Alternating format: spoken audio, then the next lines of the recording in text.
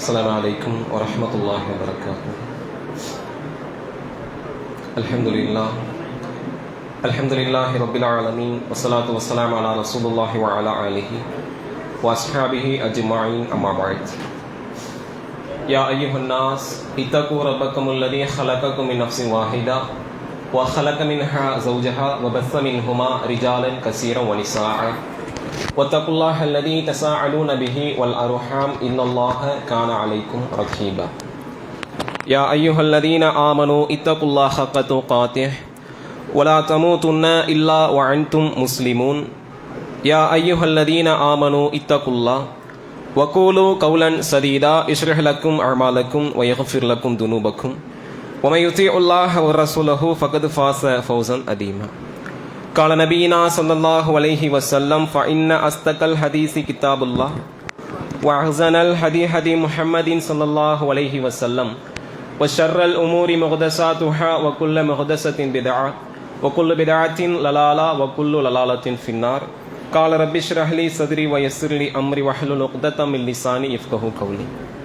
கண்ணியம் நிறைந்த எல்லாம் வல்ல அல்லாஹ்வின் நல்லடியார்களே, அருமை தாய்மார்களே, சகோதர சகோதரிகளே, அல்லாஹுடைய அன்பும் அருளும் அன்னலம் பெருமகனார் நபிகள் நாயகம் ஸல்லல்லாஹு அலைஹி வஸல்லம் அன்னவர்கள் மீதிலும் அவர்களை பின்பற்றி நடந்த உயர்ந்த நல்லற தோழர்கள், சஹாபாக்கள், சஹாபிய பெண்மணிகள் மீதிலும், குறிப்பாக இந்த நேரத்தில் அல்லாஹுடைய அருள் பொங்கும் ரமலான் மாதத்தில் அல்லாஹுவை வணங்கி வழிபட்டவர்களாக அல்லாஹுவை பற்றியும் அவனுடைய மார்க்கத்தை பற்றியும் பேசப்படக்கூடிய இந்த மார்க்க சபையில் பங்கெடுத்து இந்த மார்க்க உபதேசத்தை கேட்டுக்கொண்டிருக்கக்கூடிய நம் அனைவர்கள் மீதிலும் உண்டாவதாக.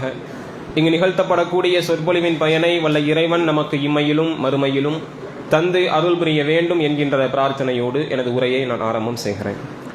அன்பார்ந்த சகோதர சகோதரிகளே, இரையச்சத்தை ஏற்படுத்தும் மரணமும் மறுமையும் என்கின்ற தலைப்பு தேர்வு செய்யப்பட்டிருக்கிறது. அந்த தலைப்பின் அடிப்படையிலே தொடர் உரையாக நாம் இந்த சொற்பொழிவை பார்க்க இருக்கிறோம். அல்லாஹ் ரப்புல் ஆலமீன் நோன்பு கடமையாக்கப்படுவது குறித்து திருமறை குரானில் அல்லாஹ் பேசுகிறான். யா அய்யுஹல்லதீன ஆமனு, ஈமான் கொண்டவர்களே, குத்திப அலைக்குமு சியாம் கமா குத்திப அலல்லதீன மின் கபலிக்கும் லஅல்லக்கும் தத்தகுன், உங்களுக்கு முன்னால் சென்ற மக்கள் மீது எப்படி குறிப்பிட்ட நாட்களில் நோன்பு விதிக்கப்பட்ட கடமையாக இருந்ததோ உங்களுக்கும் நோன்பு கடமையாக்கப்பட்டிருக்கிறது. அதனுடைய நோக்கம் என்ன என்று சொன்னால் லஅல்லக்கும் தத்தகுன், நீங்கள் இரையச்சமுடையவர்களாக மாற வேண்டும். அப்படிப்பட்ட அந்த இரையச்சம் இந்த மரணம் சம்பந்தமாகவும் மறுமை சம்பந்தமாகவும் நாம் நினைவுபடுத்தி பேசும்போது நம்முடைய வாழ்க்கையில் நம்முடைய உள்ளத்தில் அல்லாஹ்வை பற்றிய பயம் அதிகரிக்கும் என்ற நோக்கத்தில் இந்த தலைப்பு தேர்வு செய்யப்பட்டிருக்கிறது. அல்லாஹ் ரப்புல் ஆலமீன் தன்னுடைய திருமறை குரானில் சூரத்துல் பக்கராவினுடைய ஆரம்பத்தில் இருந்து அல்லாஹ் பேசுகிறான். அலிஃப் லாம் மீம் தாலிகல் கிதாப் லா ரைப ஃபீஹி, இது வேதம், இதில் எந்த விதமான சந்தேகமும் கிடையாது. ஹுதல்லில் முத்தகீன், இரையச்சமுடைய மக்களுக்கு, தக்வாவுடைய மக்களுக்கு இந்த வேதம் நேர்வழியை காட்டும்.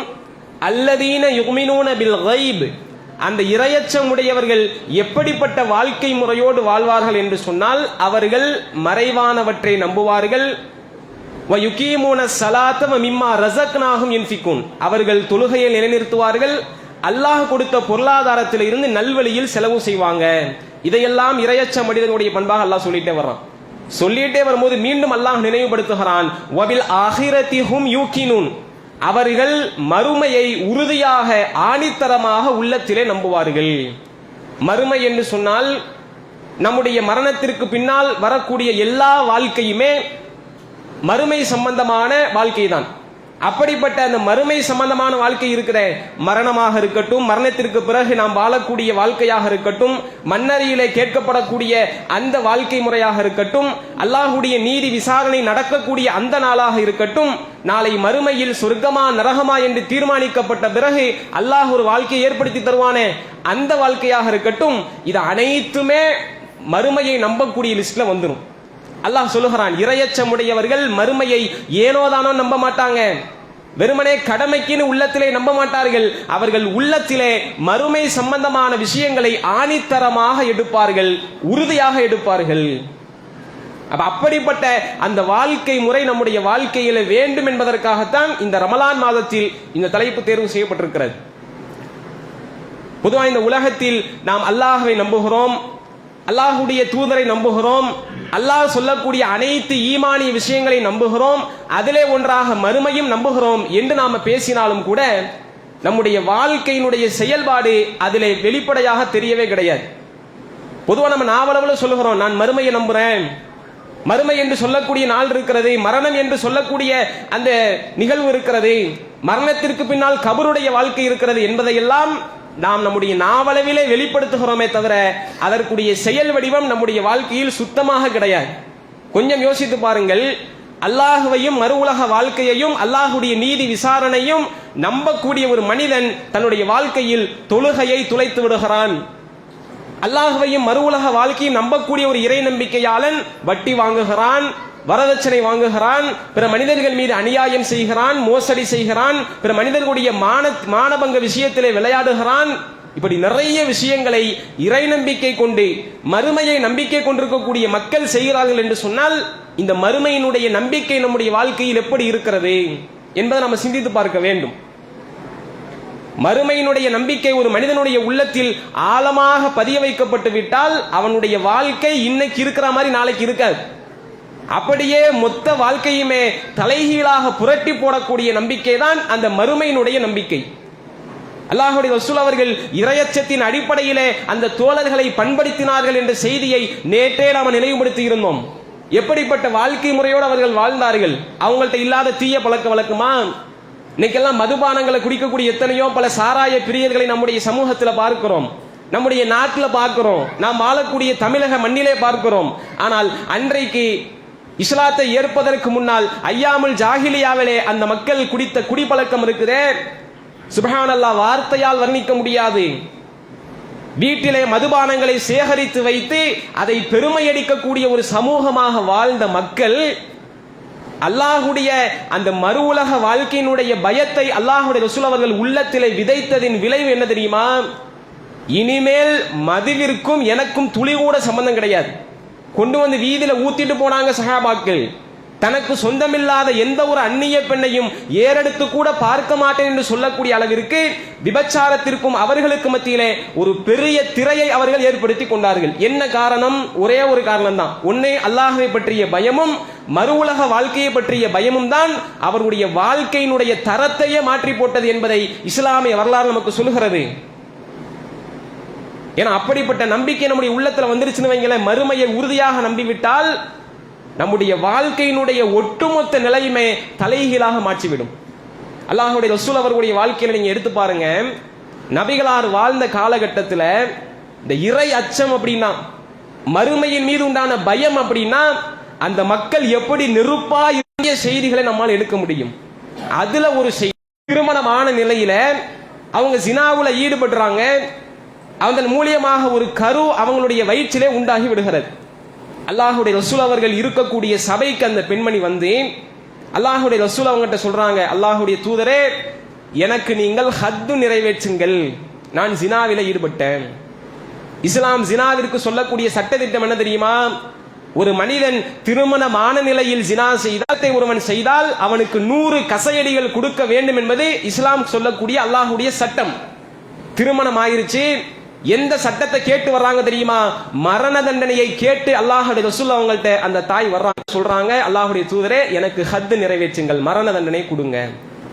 அல்லாஹுடைய ரசூல் அவங்க சொல்றாங்க, உங்களுடைய வயிற்றில் கரு உண்டாகி இருக்கிறது, நீங்கள் செய்த குற்றத்திற்காக இந்த பிஞ்சு குழந்தையை கொல்ல முடியாது, நீங்க என்ன செய்யுங்க, அந்த குழந்தையை பெற்றெடுத்துட்டு வாங்கன்றாங்க. அல்லாஹுடைய ரசூல் அவங்க மீண்டும் அந்த பெண்மணி திரும்ப வந்துருவாங்க அப்படிங்கிற அடிப்படையில் சொல்லல, குழந்தையை பெற்றெடுப்பதற்கு 10 மாத காலம் இருக்கிறது. அவங்க அந்த காலகட்டத்தில் அல்லாஹ்விடத்திலே தௌபாவை தேடி, பாவ மன்னிப்பை தேடி அவங்க தன்னுடைய வாழ்க்கையினுடைய நிலையை மாத்திருவாங்க அப்படின்னு சொல்லி அனுப்புறாங்க. 10 மாத காலம் குழந்தையை பெற்றெடுத்துட்டு அந்த குழந்தையை தூக்கி கொண்டு அல்லாஹ்வுடைய ரசூல் அவங்கள்ட்ட வர்றாங்க. அல்லாஹ்வுடைய தூதரே, இப்பொழுது எனக்கு அந்த தண்டனையை கொடுங்க. அல்லாஹ்வுடைய ரசூல் அவங்க சொல்றாங்க, இந்த குழந்தைக்கு 2 வருட காலங்கள் பால்குடி மறக்கடிக்கப்பட வேண்டும் என்பது அல்லாஹ்வுடைய சட்டம். எனவே என்ன செய்யுங்க, பால்குடியை மறக்கடிச்சிட்டு வாங்கன்றாங்க. மீண்டும் போறாங்க, குழந்தைக்கு 2 வருட காலம் பால் கொடுத்து பால்குடி மறக்கடிக்கப்பட்ட பிறகு மீண்டும் அல்லாஹ்வுடைய தூதர்கிட்ட வர்றாங்க, குழந்தையை தூக்கிட்டு வர்றாங்க. அல்லாஹ்வுடைய தூதரே, இப்பொழுது எனக்கு அந்த தண்டனையை கொடுங்க. அல்லாஹ்வுடைய ரசூல் அவங்க அந்த குழந்தையை ஒரு பொறுப்பாளர்கிட்ட கொடுங்க. கொடுத்துட்டு என்ன செய்யப்படுது அப்படின்னா, இஸ்லாம் சொல்லக்கூடிய அடிப்படையில் அந்த பெண்மணி மண்ணிலே கழுத்து வரைக்கும் புதைக்கப்பட்டு கல்லெறி தண்டனையை அல்லாஹ்வுடைய ரசூல் அவங்க நிறைவேற்றுறாங்க. கொஞ்சம் யோசித்து பாருங்கள், அந்த பெண்மணி நினைச்சிருந்தாங்கன்னா அந்த மதீனா தேசத்தை விட்டு எங்காவது கண்காணா இடத்துக்கு போயிருக்கலாம். ஏன்னா யாருக்கும் தெரியாது, அல்லாஹ்வுக்கும் அந்த பெண்மணிக்கும் மட்டுமே தெரிந்த அந்த விஷயம் வேற எந்த ஒரு சக மனிதனுக்கும் தெரியாது. அந்த பெண்மணி மதீனா தேசத்தை விட்டு எங்கேயாவது போயிருக்கலாம். அல்லாஹ்வுடைய ரசூல் அவங்க சொன்னாங்களே, குழந்தையை பெத்தெடுத்துருவாங்க, 2 வரல பால் குடி மறக்கடிச்சிட்டு வாங்க அப்படின்னு சொன்னாங்களே, அந்த கால இடைவெளியில் எங்காவது போயிருக்கலாம். ஏன்னா அல்லாஹ்வுடைய ரசூல் அவங்க ஒரு பொறுப்பாளரை நியமிச்சு நீங்க அவங்களை கண்காணிச்சுட்டு வாங்கன்னு போடல. அல்லாஹ்வுடைய அச்சத்தால் மட்டும்தான் அந்த பெண்மணி என்ன செய்றாங்க தெரியுமா, மீண்டும் மீண்டும் வர்றாங்க. கிட்டத்தட்ட 3 வருட காலம் கடக்கிறது. இதெல்லாம் நம்முடைய வாழ்க்கையில இந்த நிகழ்வை நம்ம ஒப்பிட்டு பார்க்க வேண்டும். நம்முடைய வாழ்க்கையில நிறைய தவறுகள், பாவங்கள், குற்றங்கள் நம்முடைய வாழ்க்கையிலே தொடர்ந்து கொண்டே இருக்கிறது. ஒரு குற்றத்தை செய்த அந்த நொடி பொழுது உள்ளம் அப்படியே மிகப்பெரிய நெருக்கடியை சந்திக்கிறது. இப்படிப்பட்ட பாவத்தை பண்ணிட்டேன், அநியாயத்தை பண்ணிட்டேன். காலம் கடக்க கடக்க 10 நாள் போகுது, 1 மாதம் போகிறது, 6 மாதம் போகிறது, 1 வருடம் கழிகிறது. நினைவு இருக்குமா? கடந்து போய்கொண்டே இருப்போம். வாழ்க்கையினுடைய ஓட்டத்தில் நாம் செய்த பாவங்களை, குற்றங்களை எவ்வளவு பெரிய அநியாயமாக இருந்தாலும் நாம கேர் பண்றதே கிடையாது, போய்கிட்டே இருப்போம். ஆனால் அந்த பெண்மணி 3 வருட காலம் கழித்த பிறகும் கூட அல்லாஹ்வுடைய ரசூல் அவங்கள்ட்ட வந்து அந்த இஸ்லாமிய அந்த குற்றவியல் சட்டத்தை நிறைவேற்றுமாறு கேட்கிறாங்க. அல்லாஹ்வுடைய ரசூல் அவங்க தண்டனையை கொடுக்கறாங்க. எப்படிப்பட்ட தண்டனை தெரியுமா? கல்லெறி தண்டனை. மண்ணிலே புதைக்கப்பட்டு கற்களை முகத்திலே வீசி எறிந்தால் அந்த வேதனையுடைய உச்சபட்சம் எப்படி இருக்கும்? கையால மறைக்க முடியுமா? ஓட முடியுமா? ஒண்ணும் பண்ண முடியாது. இரத்தமெல்லாம் சிதறுகிறது. சில சஹாபாக்களுடைய முகத்திலே அந்த பெண்மணியினுடைய இரத்தம் தெரிக்கிறது. சொல்கிறார்கள், சீ, இப்படிப்பட்ட ஒரு அருவருப்பான காரியத்தை செய்த பெண்ணின் இரத்தம் என் மீது தெரித்து விட்டதே அப்படின்னு அருவருக்கத்தக்க வார்த்தைகளை சஹாபாக்கள் சொல்கிறார்கள். அல்லாஹ்வுடைய ரசூல் அவர்கள் அந்த இடத்திலே அந்த பெண்மணியினுடைய அந்த தௌபாவை எப்படிப்பட்டது என்பதை விளக்குறாங்க.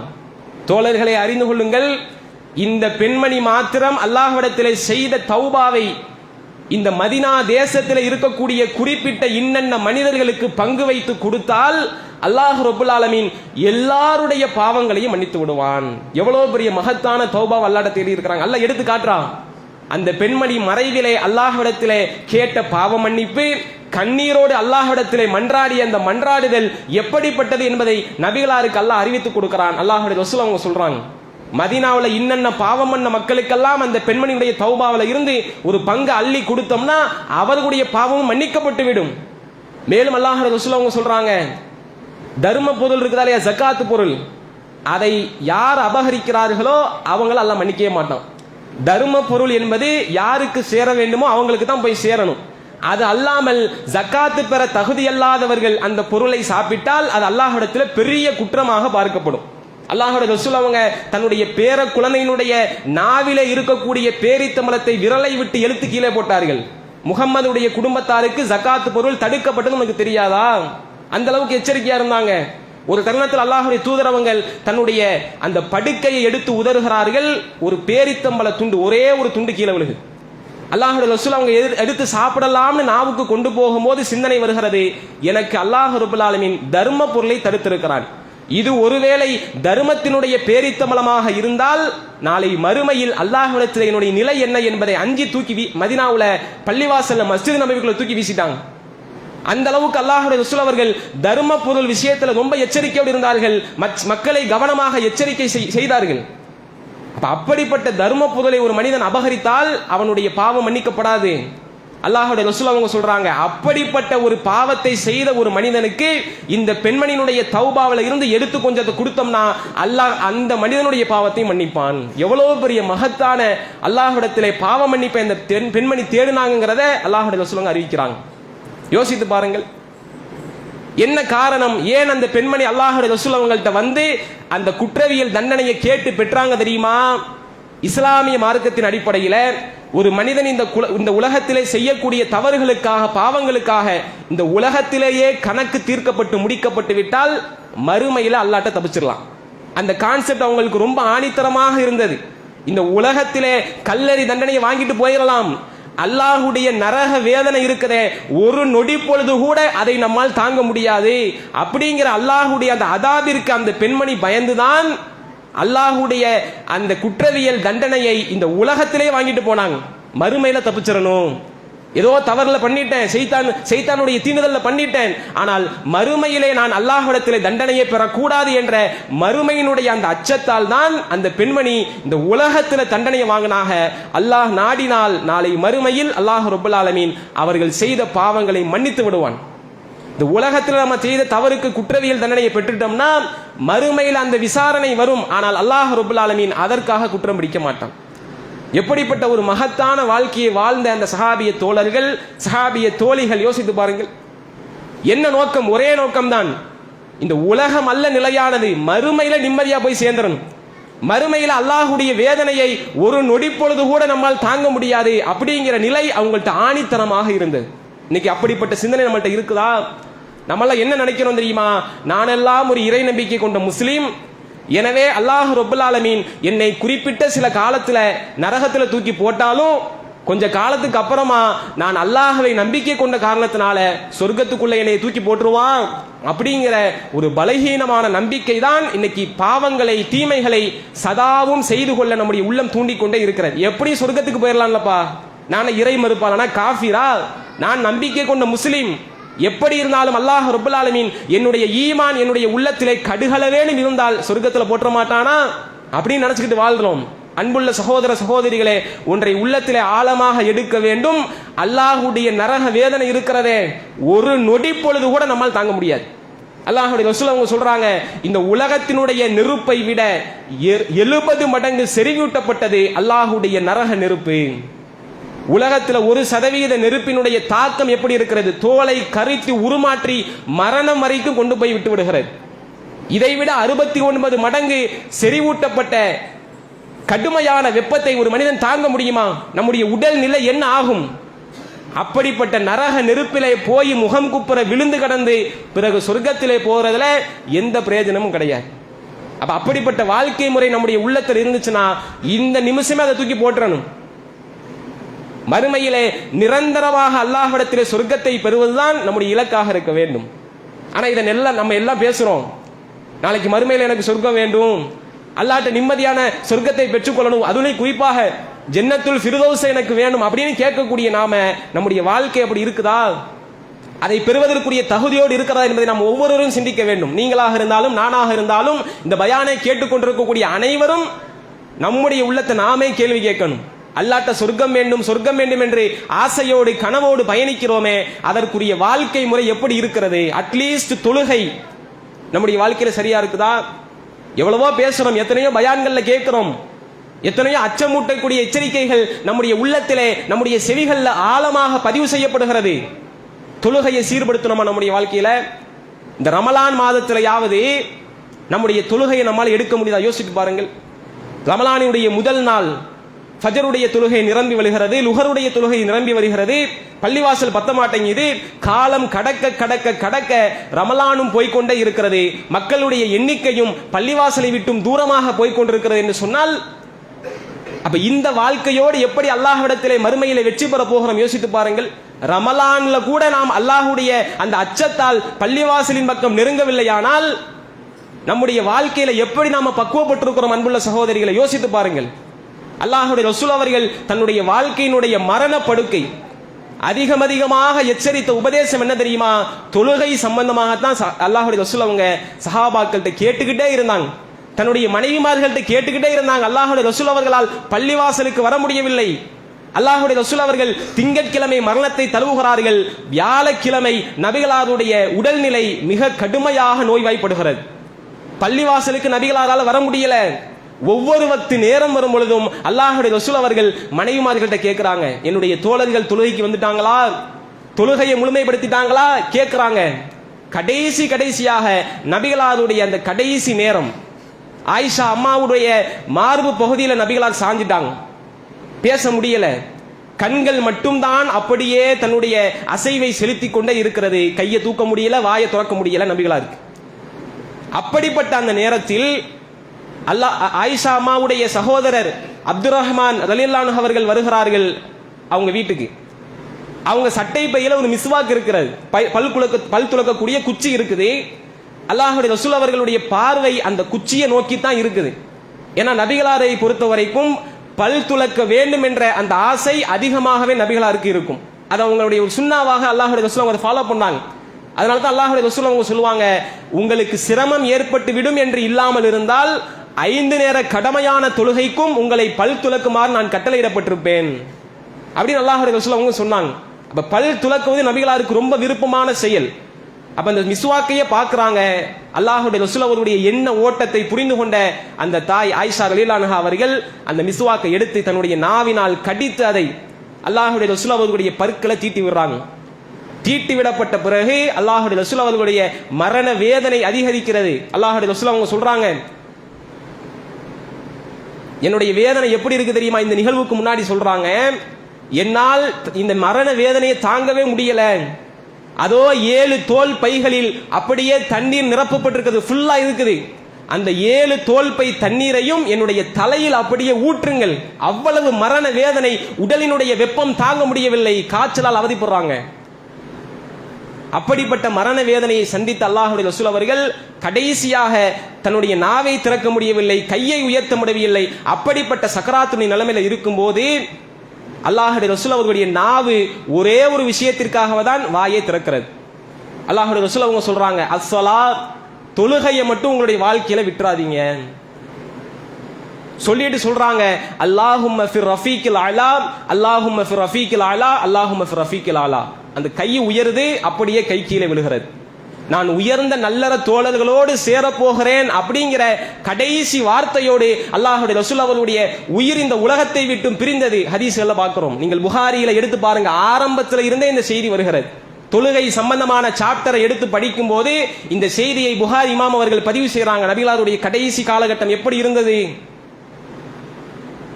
கடைசியாக செய்த வசியத்தே தொழுகை சம்பந்தமாக தான். இன்னைக்கு தொழுகையில எவ்வளவு பலகீனத்தோடு இருக்கிறோம் அன்புள்ள சகோதர சகோதரி, சிந்தித்து பாருங்கள். ரமலான்ல கூட தொழுகையை பேண முடியாத முஸ்லீம்களாக நிறைய மக்கள் வாழ்கிறார்கள். ரமலான் முடிஞ்சிருச்சுன்னா அவங்களுடைய நிலை என்ன யோசித்து பாருங்கள். இந்த உலகத்தில் பொருளாதாரத்தை திரட்ட வேண்டும் என்பதற்காகவே நம்ம வாழ்க்கையை தொலைச்சிட்டு போயிடுறோம். அல்லாஹ்வுடைய ரசூல் அவங்க அதை தான் சொன்னாங்க, ஒரு மனிதன் இந்த உலகத்தில் 2 முக்கியமான அருட்கொடைகளை அல்லாஹ்வுடைய பரக்கத்தை தொலைத்து விடுகிறான். என்ன தெரியுமா? ஒன்னு ஆரோக்கியம், இன்னொன்று ஓய்வு. இந்த 2யுமே நாம தொலைக்கிறோம். எதுக்காக தெரியுமா?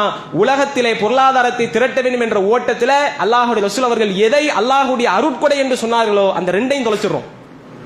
ஓடுகிறோம் ஓடுகிறோம் ஓடுகிறோம். பொருளாதாரத்தை திரட்ட வேண்டும் என்ற ஓட்டம் நம்முடைய உடல்நிலையை அப்படியே மிகப்பெரிய அளவுக்கு ஆரோக்கியத்தை குறைக்க செய்கிறது. அந்த உடல்நிலை குறைவால் நம்முடைய ஓய்வும் தொலைக்கப்படுகிறது. வாழ்க்கையினுடைய ஓட்டத்தில் ஓடிக்கிட்டே இருக்கிறோம், 2யும் இழந்துறோம். மறுமை இது உலகத்திலேயும் இழப்பு, உலகத்திலேயும் அல்லாஹ்வுடைய பரக்கத்தை இழக்கிறோம். அதே நேரத்தில் மறுமையிலையும் அல்லாஹ்வுடைய அருட்கொடையான அந்த மறுமை வாழ்க்கையை துளைத்து விடுகிறோம்.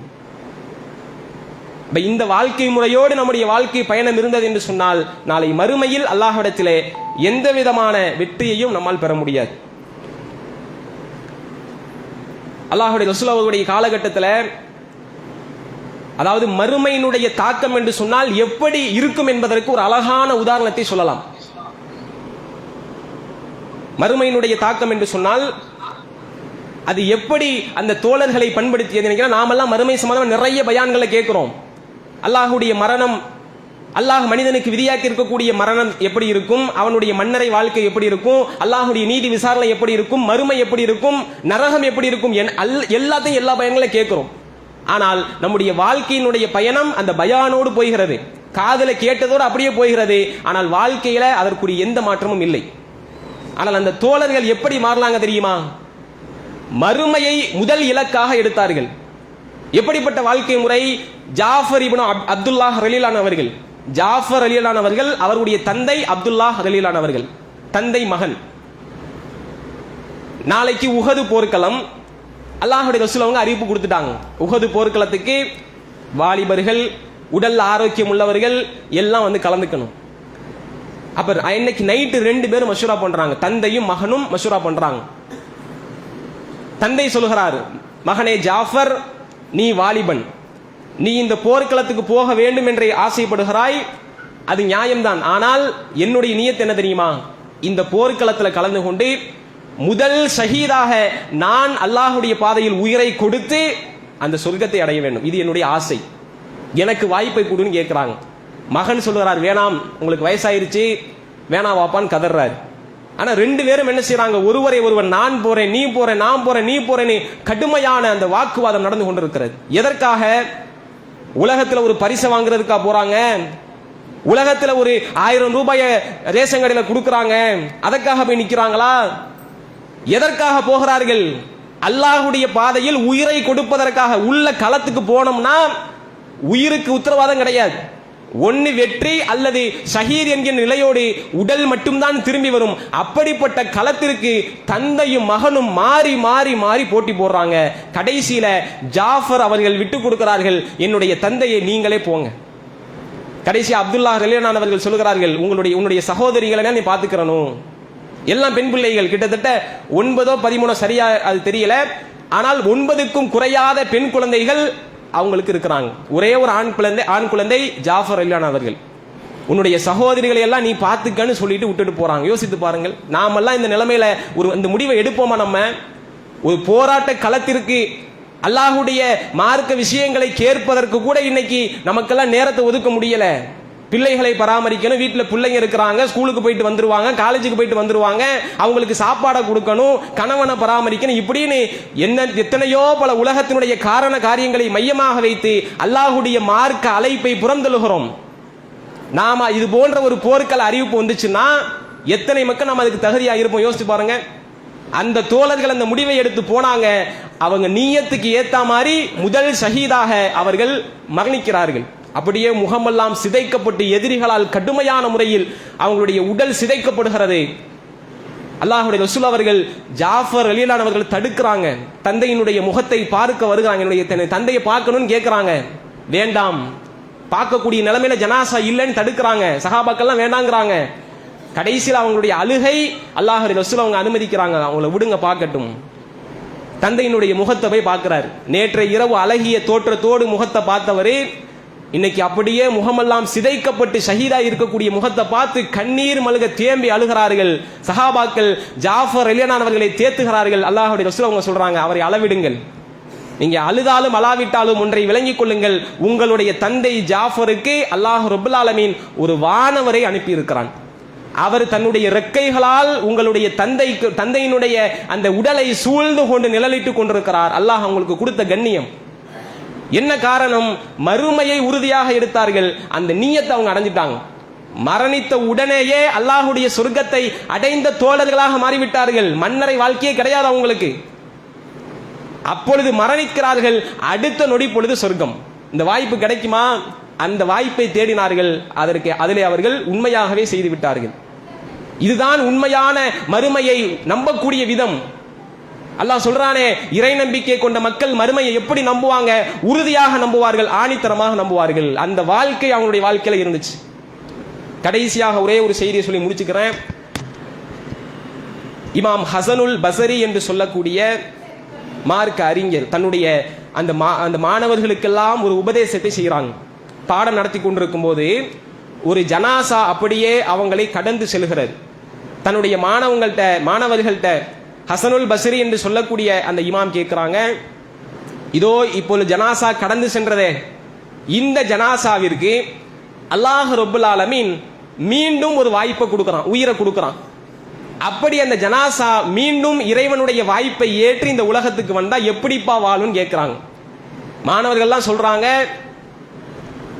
அது மாதிரி ஒரு சாலிகான ஒரு மனிதன் இந்த உலகத்தில் பார்க்க முடியாது. அப்படிப்பட்ட வாழ்க்கை முறையாக அவனுடைய வாழ்க்கை இருக்கும். ஏன் தெரியுமா? மலக்குமார்களை பார்த்திருக்கும் அந்த ஜனாசா, அல்லாஹ்வுடைய சொர்க்க நரகத்தை பார்த்திருக்கும், மலக்குமார்களுடைய தோற்றத்தை பார்த்திருப்பார்கள்.